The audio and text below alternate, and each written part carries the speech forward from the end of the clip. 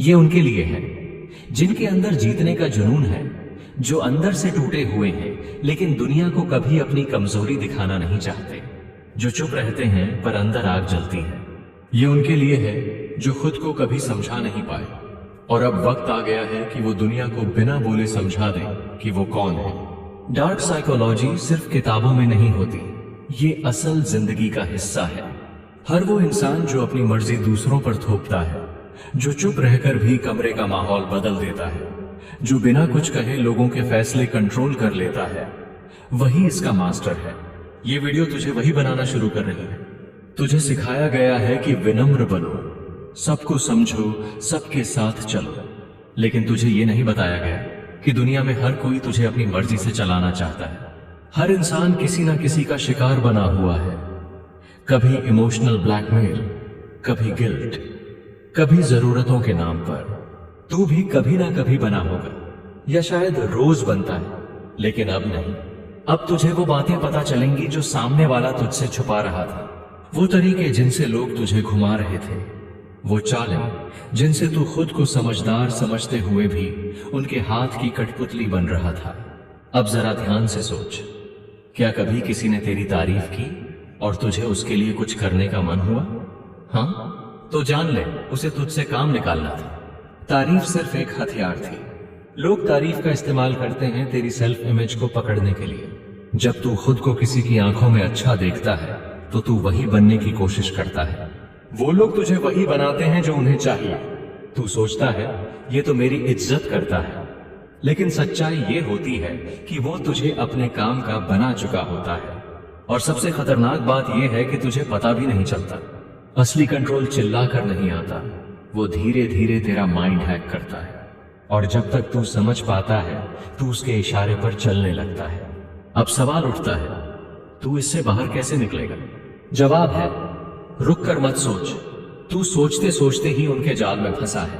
अब सीख, लेकिन सोचने के लिए नहीं, करने के लिए। सामने वाले की बॉडी देख, उसकी आंखों की मूवमेंट, उसकी रफ्तार, उसका ठहराव, सब कुछ तुझसे कुछ कह रहा है, लेकिन तू कभी ध्यान ही नहीं देता। जब कोई तेरे सामने तेजी से बोले तो समझ जा, वो घबरा रहा है। जब कोई आंखों में देखकर बोले लेकिन बीच बीच में नजरें चुराए तो जान ले, वो झूठ बोल रहा है या कुछ छुपा रहा है। और जब कोई चुप रहे तो वो तुझे पढ़ रहा है। उस वक्त तू क्या कर रहा होता है तुझे खुद भी नहीं पता। अब से पता होना चाहिए। तू खामोशी को हथियार बना। जब तू बोले नहीं, सामने वाला खुद ब खुद भरता है वो खाली जगह। वो ज्यादा बोलेगा, ज्यादा खोलेगा, और तू सिर्फ सुनते हुए उसके माइंड को खोल देगा। लोग सोचते हैं कि बातों से इंप्रेस किया जाता है, लेकिन सच्चाई ये है, खामोशी से डर पैदा होता है, और डर सबसे बड़ा इंटरेस्ट बनाता है। जब लोग तुझसे डरे नहीं लेकिन तुझसे सतर्क रहे, तब तू असली गेम में है।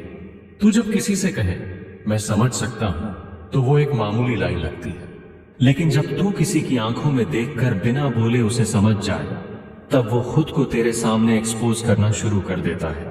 अब जरा रुक और सोचना मत, सिर्फ महसूस कर। वो पल याद कर जब तू किसी की बात से बुरी तरह प्रभावित हुआ था। अब सोच, तू खुद वो बन सकता है, लेकिन उसके लिए तुझे बोलना सीखना नहीं, देखना सीखना है। तुझे सुनना नहीं, पकड़ना है।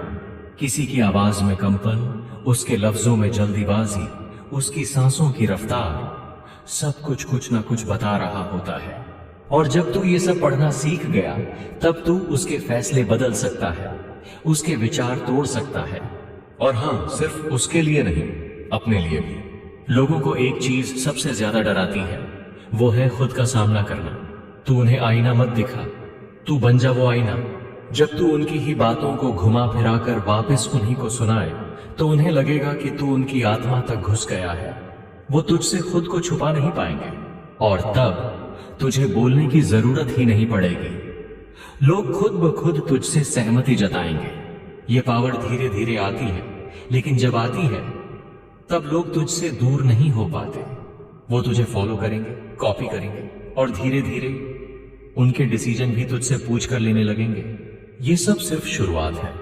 तू अभी बस दरवाजा खोल रहा है उस दुनिया का, जहां माइंड ही असली हथियार है, जहां लफ्जों का जाल नहीं, नजरों की चाल चलती है। जहां जीतने वाला चिल्लाता नहीं, सिर्फ देखता है और लोग खुद ब खुद हार मान लेते हैं।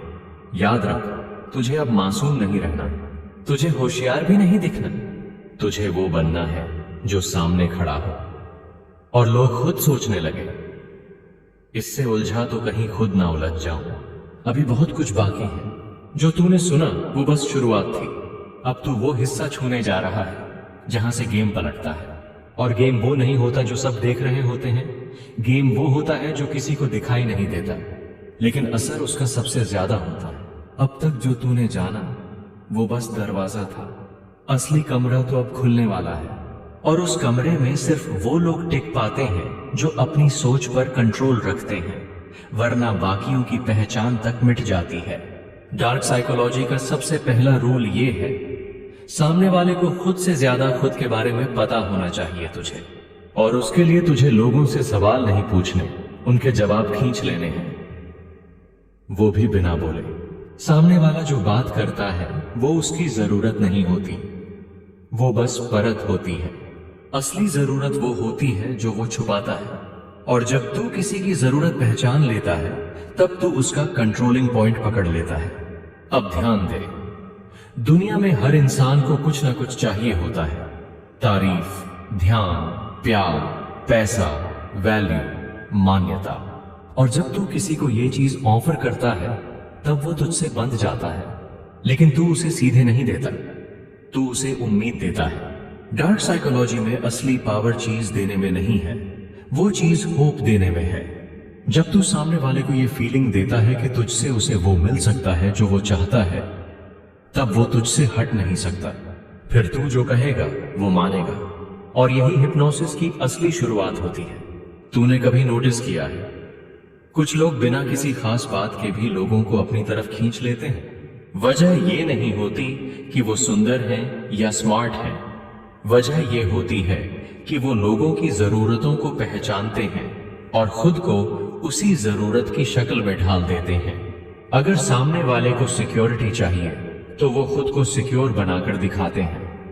अगर सामने वाले को एडवेंचर चाहिए तो वो खुद को रिस्क टेकर बनाकर पेश करते हैं। और सामने वाला धीरे धीरे उसमें वो सब देखने लगता है जो वो खुद चाहता है। उस वक्त इंसान लॉजिक नहीं देखता, सिर्फ इमोशन में बहता है, और वहीं से तू उसके माइंड को मोड़ सकता है। तू सोच रहा होगा कि ये सब करना मुश्किल है, लेकिन असल में तू रोज ये चीजों का शिकार बनता है। जब कोई सेल्समैन तुझे बोलता है बस आज का ऑफर है, तो तू डर जाता है कि कहीं कुछ मिस ना हो जाए। वो तेरा लॉजिक नहीं, तेरा डर हाईजैक करता है। जब कोई तुझे कहता है तू ये करेगा तो दुनिया तुझे देखेगी, तो तू सिर्फ एक्साइटमेंट में हां कर देता है, बिना सोचे कि तुझे सच में चाहिए क्या। अब वक्त आ गया है कि तू खुद वो बन जाए जो दूसरों के डर और एक्साइटमेंट को हैंडल कर सके। अब ध्यान दे, एक बहुत ताकतवर ट्रिक बताता हूं, रिवर्स एम्पैथी। इसका मतलब है सामने वाले की भावनाओं को समझना, लेकिन उसके हिसाब से नहीं, अपने कंट्रोल के लिए। जब तू देखे कि सामने वाला गिल्ट में है या उसे कोई शर्मिंदगी है, तो तू उसकी बातों से सहमति दिखा। उसे लगेगा कि तू उसकी साइड में है। और जब कोई तुझे अपना समझने लगे तब वो तुझसे सबसे छुपी बातें भी शेयर करता है। वहीं से तू उसकी कमजोरियों को पकड़ता है। और जब तू किसी की कमजोरी जान लेता है तब तू उसकी स्ट्रेंथ को भी कंट्रोल कर सकता है। लेकिन इसे इस्तेमाल करते वक्त तेरे अंदर बिल्कुल ठंडक होनी चाहिए, बिल्कुल बिना इमोशन के। तू किसी के प्रति दया ना रख, सिर्फ ध्यान रख कि तू क्या चाहता है और तुझे कब कैसे बात मोड़नी है। एक और चीज, साइलेंस की। जब तू किसी से बात कर रहा हो और अचानक रुक जाए और सिर्फ उसे देखे, वो बेचैन हो जाएगा। वो खुद ब खुद बोलना शुरू करेगा, क्योंकि इंसान साइलेंस से डरता है। वो उसे ब्रेक करना चाहता है, और जब वो बोलेगा तो वो खुद की ही परतें खोल देगा। इस वक्त तू सिर्फ सिर हिलाता रहे और उसकी आंखों में देखता रहे। उसे लगेगा तू उसे पूरी तरह समझ रहा है, जबकि तू सिर्फ उसकी कमजोरी नोट कर रहा है। और उस वक्त तू चाहे तो अपनी एक लाइन से उसका पूरा मूड बदल सकता है। और हाँ, एक ट्रिक और है, डबल बाइंड। ये तब इस्तेमाल होती है जब तू किसी को ऑप्शन दे, लेकिन दोनों ऑप्शन तुझे के फेवर में हो। जैसे अगर तू किसी से कहे तू ये काम आज करेगा या कल तक कर देगा, तो उसे लगेगा कि उसके पास चॉइस है, लेकिन दोनों चॉइस में तू जीतता है। सामने वाला ये समझ ही नहीं पाता कि उसके पास अन्ना कहने का ऑप्शन ही नहीं था। अब तू सोच, अगर तूने इन सब ट्रिक्स को ठीक से पकड़ लिया तो लोग तुझसे डरेंगे नहीं, वो तुझे फॉलो करेंगे। उन्हें समझ भी नहीं आएगा कि क्यों तुझसे कनेक्ट हो गए। ये होता है हिप्नोसिस का असली असर। और ये तब होता है जब तू बोलना कम कर दे और सामने वाले को बोलने दे। तू सिर्फ उसके शब्दों को पकड़, उन शब्दों के पीछे की फीलिंग को, उसके एक्सप्रेशन को, उसकी आवाज की गहराई को, और फिर तू उसके माइंड के सबसे अंदर तक घुस जाएगा। लेकिन एक बात समझ, ये सब खेल खेलने के लिए तुझे खुद पर सबसे ज्यादा कंट्रोल चाहिए। जब तक तू अपनी इमोशंस का गुलाम है, तब तक तू दूसरों को कंट्रोल नहीं कर सकता। खुद को शांत रख, सिचुएशन में धीमे रहे और सब कुछ नोट करता रहे। हर इंसान के अंदर एक पैटर्न होता है। कुछ लोग हर बार मना करने से पहले सांस लेते हैं, कुछ लोग झूठ बोलने से पहले मुस्कुराते हैं। और जब तू इन पैटर्न्स को पहचान लेता है, तब सामने वाले की आने वाली चाल तुझे पहले से पता चल जाती है। और जब तू पहले से जानता है तो तू ही जीतता है। अभी तो तूने बस शुरुआत की है। डार्क साइकोलॉजी के 100 ट्रिक्स में से ये सिर्फ कुछ थे। जो आगे आएगा वो तेरी सोच को हिला देगा और तू खुद को बदलता देखेगा, हर दिन, हर मोमेंट। लेकिन ये रास्ता उन लोगों के लिए नहीं है जो लोगों को खुश रखने के लिए जीते हैं। ये रास्ता उनके लिए है जो खुद का गेम बनाते हैं, जो लोगों की चालों से नहीं डरते, उन्हें उल्टा खेलना सिखाते हैं।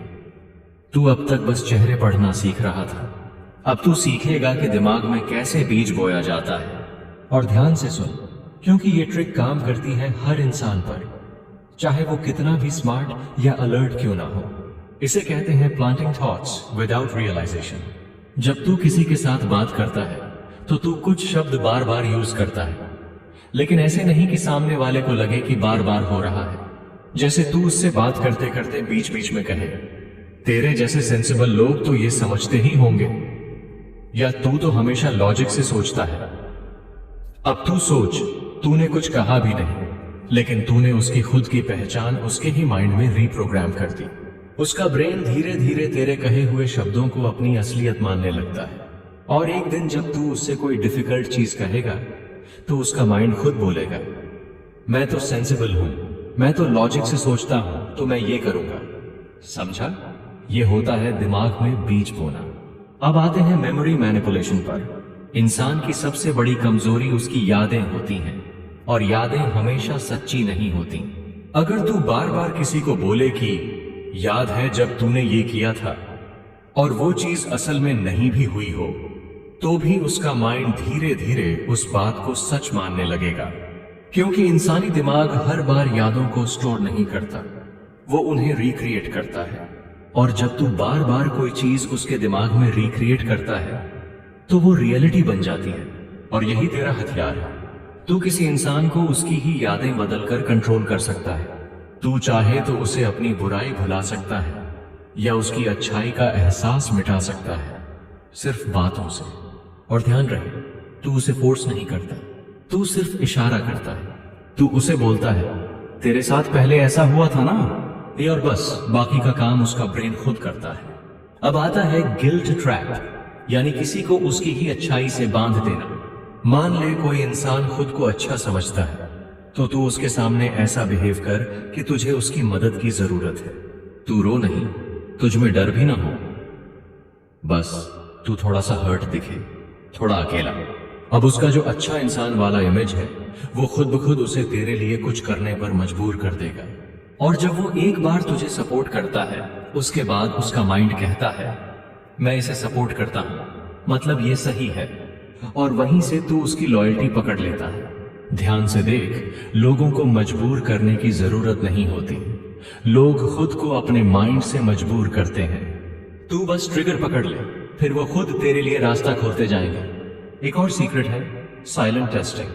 तू जब किसी से पहली बार मिले या कोई न्यू इंटरेक्शन हो, तो शुरुआत में तू सिर्फ सुन, बिल्कुल कम बोल।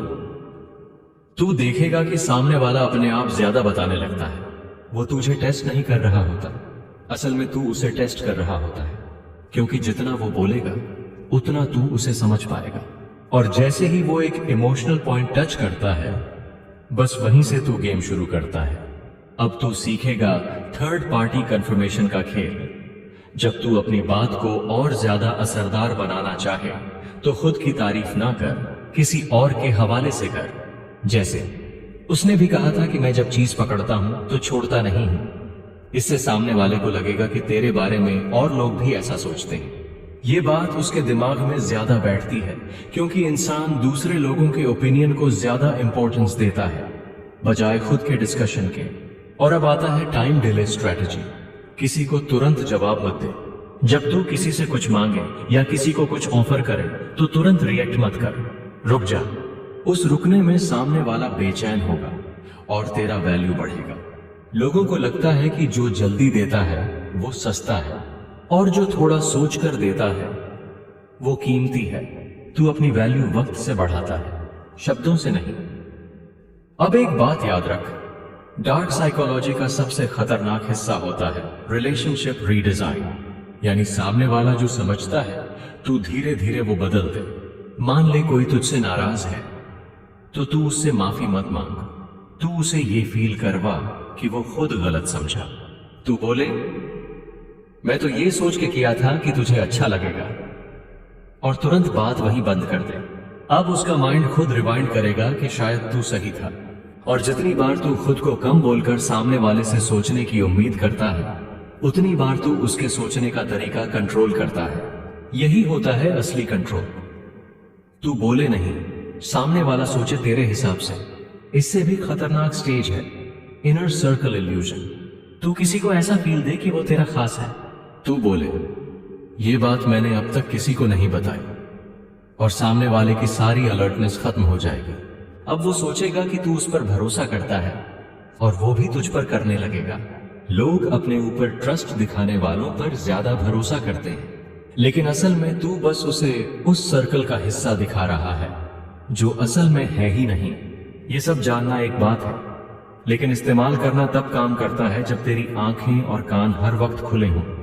तू जब किसी के पास बैठे उसकी चाल देख, उसकी रफ्तार देख, कैसे वो हाथ हिलाता है, कैसे गर्दन झुकाता है, किस बात पर उसकी पलकें ज्यादा झपकती हैं। हर इंसान अपने दिमाग के अंदर की चीजें बाहर दिखाता है, बस जरूरत है कि तू उन्हें देखने की आदत डाल।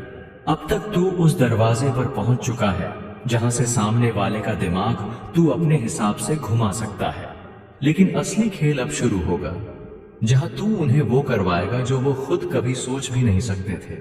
ये वो लेवल है जहां तू सामने वाले को खुद पे डिपेंडेंट बना देगा, बिना जोर, बिना जख्म, सिर्फ माइंड गेम से। और याद रख, ये पार्ट पूरे सीरीज का सबसे डेंजरस टुकड़ा है। इसे पढ़ते हुए तेरा ध्यान एक सेकंड भी हटा तो ये तुझ पर ही उल्टा असर डाल सकता है। अब चल इसको शुरू करते हैं।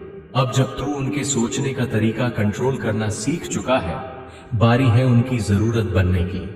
तू किसी से प्यार, दोस्ती, काम या कनेक्शन की एक्टिंग नहीं करेगा, तू उसे उसकी ही कमजोरियों से जोड़ेगा। मान ले कोई इंसान अकेला है, तू उसका दोस्त नहीं बन, तू सिर्फ उसका अकेलापन समझ, वो खुद तुझे दोस्त मान लेगा। किसी को तसल्ली चाहिए, तू उसे तसल्ली मत दे, तू सिर्फ ये दिखा कि तुझे उसका दर्द दिख रहा है, बाकी काम उसका दिमाग खुद करेगा। ये होता है इमोशनल हुक। तू खुद से किसी को जोड़ने की कोशिश मत कर, तू उसे उसके अंदर के खाली हिस्से से जोड़, क्योंकि इंसान किसी और से नहीं, खुद से जुड़ी बातों से जुड़ता है। और जब तू उसकी जिंदगी का वो हिस्सा बन जाता है जो उसे खुद भी नहीं समझ आता, तब तू जरूरत बन जाता है। अब आते हैं डिपेंडेंसी साइकिल पर। इसे एक्टिवेट करने के लिए तू हर बार सामने वाले को हल्का सा पुश करता है, फिर तुरंत थोड़ा सपोर्ट देता है। ये वो ट्रिक है जिससे तू एक साथ डर भी बनता है और राहत भी। जैसे किसी को बोल, तू कभी कभी अपने डिसीजन को लेकर बहुत कंफ्यूज हो जाता है ना, और अगले ही सेकंड बोल, लेकिन चिंता मत कर, मैं तुझे गाइड कर दूंगा। बस यही तूने उसे एक नई लाइन पे डाल दिया जहां वो पहले खुद को कमजोर समझेगा और फिर तुझे अपना गाइड। अब तू उसे कंट्रोल नहीं कर रहा, वो खुद तुझसे कंट्रोल लेना चाहता है। फिर आती है साइलेंट अवेलेबिलिटी ट्रिक। तू हर वक्त उसकी पहुंच में मत रह। तू ऐसा बन कि वो हर बार तुझे ढूंढे। जब तू हर बार तुरंत जवाब देगा तो उसकी दिलचस्पी कम होगी, लेकिन जब तू रुक रुक के कभी कभी दिखेगा तो वो बेचैन रहेगा।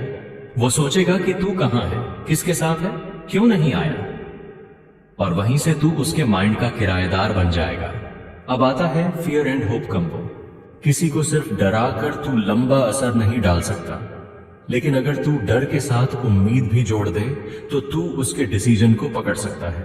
जैसे तू बोले, अगर तूने अभी चूका तो बहुत कुछ खो देगा, लेकिन अगर तूने अब कदम उठाया तो सब बदल सकता है। ये वही फॉर्मूला है जो दुनिया के बड़े मोटिवेशनल स्पीकर्स से लेकर पॉलिटिशियंस तक इस्तेमाल करते हैं। डर से हिलाना, उम्मीद से खींचना, और फिर एक सबसे गहरी ट्रिक, इनसिक्योरिटी रीडिंग। हर इंसान के अंदर एक डर होता है जो वो कभी बोलता नहीं। तू उस डर को पकड़ और उसे नाम दे। जैसे किसी को लगता है वो अच्छा नहीं दिखता, तो तू कभी यूं ही बोल, तेरे अंदर जो कॉन्फिडेंस है ना, वही तुझे बाकियों से अलग करता है। अब उसने कभी बताया भी नहीं था कि उसे कॉन्फिडेंस की कमी लगती है, लेकिन तूने कह दिया। अब उसका दिमाग बोलेगा, इसने कैसे जान लिया, और वहीं से तू उसके अंदर की लॉयल्टी खोल देगा। जब इंसान को लगे कि तू उसकी बिना कहे बातों को समझता है, वो तुझ पर भरोसा करने लगता है, और वो भरोसा तुझ पर नहीं, तेरे कंट्रोल पर होता है। इसके बाद तू सीखेगा सबसे खतरनाक चीज, इमेज ब्लेंडिंग। जब तू किसी को इंप्रेस नहीं कर पा रहा हो तो तू खुद को उसकी तरह बना दे। उसकी बॉडी लैंग्वेज कॉपी कर, उसकी वर्ड चॉइस ले, उसके इंटरेस्ट को थोड़ी देर के लिए अपना बना। तू देखेगा कि कुछ ही देर में उसका माइंड तुझे अपने जैसा मानने लगेगा, और इंसान जिसे अपना मानता है उसे वो खुद से ज्यादा सुनता है। अब तेरा आखिरी स्टेप है कंट्रोल विद विथड्रॉवल। जब तू किसी पर असर डाल चुका है तब एकदम से गायब हो जा। 1 दिन, 2 दिन, बिना किसी वजह के। उसका दिमाग घूम जाएगा। वो तुझे कॉल करेगा, मैसेज करेगा, सोच सोच के खुद को दोहराएगा, मैंने ऐसा क्या कर दिया, फाइकर। और जब तू वापस आएगा तो उसका माइंड तुझसे माफी मांगेगा, बिना ये समझे कि तू गया क्यों था। यही है असली हिप्नोसिस। तुझे कुछ करना नहीं पड़ा, सामने वाला खुद अपनी आजादी तुझे सौंपता चला गया। अब तू सोच, ये सब तुझे क्यों बताया गया? क्या कोई चाहता है कि तू ये सीखे? नहीं, क्योंकि ये जानने वाले या तो जेल में हैं या चेयरमैन बन चुके हैं। लेकिन अगर तू अब तक ये 5 पार्ट पढ़ चुका है और अभी भी पढ़ रहा है, तो तू उनमें से नहीं जो हार मान जाते हैं। तू उनमें से है जो दुनिया की स्क्रिप्ट को फाड़ के अपना रूल बनाता है। तो सुन, अब तेरे पास वो हथियार है जिससे तू किसी का भी माइंड कंडीशन कर सकता है।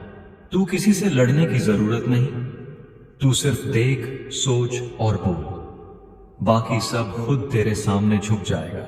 लेकिन याद रख, डार्क साइकोलॉजी एक तलवार है, इसे चला सकता है वो जो खुद को कंट्रोल कर पाए। अगर तू इसका गलत इस्तेमाल करेगा तो ये तुझे ही काट डालेगी। अब फैसला तेरा है। अगर अब भी कोई ये बोले कि ये सब झूठ है तो उसे मुस्कुरा के देख, क्योंकि अब तुझे पता है कि उसे भी कंट्रोल किया जा सकता है। तैयार है इसको पावर में बदलने के लिए? अगर हाँ, तो असली गेम अब शुरू होगा।